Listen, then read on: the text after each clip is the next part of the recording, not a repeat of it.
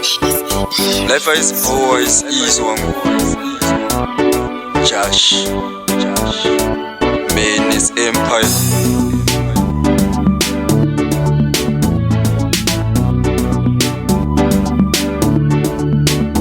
Life ikuwanza munhu wese saka yezviri kwako chete zviri kwese saka uchema ndaramba ini kwete zvimwe ndinoita badandikeche.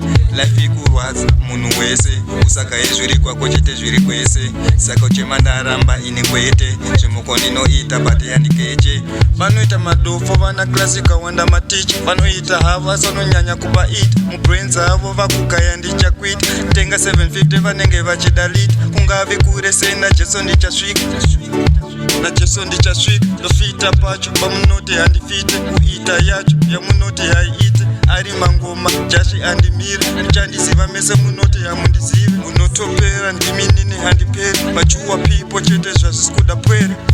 Life ikurwadza munhu wese saka yezviri kwako chete zviri kwese saka uchema ndaramba ini kwete zvimwe ndinoita badandikeche.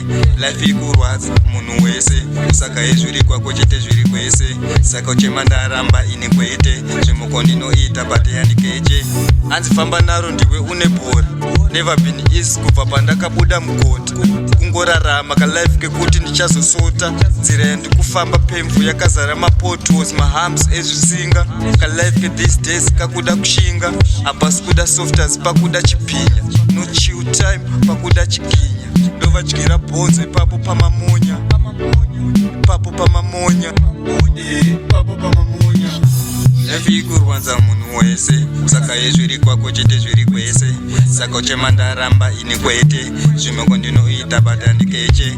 Life ikurwadza munhu wese usaka yezviri kwako chete zviri kwese saka uchema ndaramba ini kwete zvimwe ndinoita badandikeche. Vanoita madofo vana klasika wanda maticha vanoita havo asononyanya kuba it mubrains avo vakugaya ndichakwita tenga 750 vanenge vachidalita kungave kure sei najesu ndichasvika najesu ndichasvika ndofita pacho pamunoti handifite kuita yacho yamunoti haiite ari mangoma Jahshii andimira ndichandiziva mese munoti hamundizive unotopera ndiminini handiperi machuwa pipo chete zvazvisikuda pwere.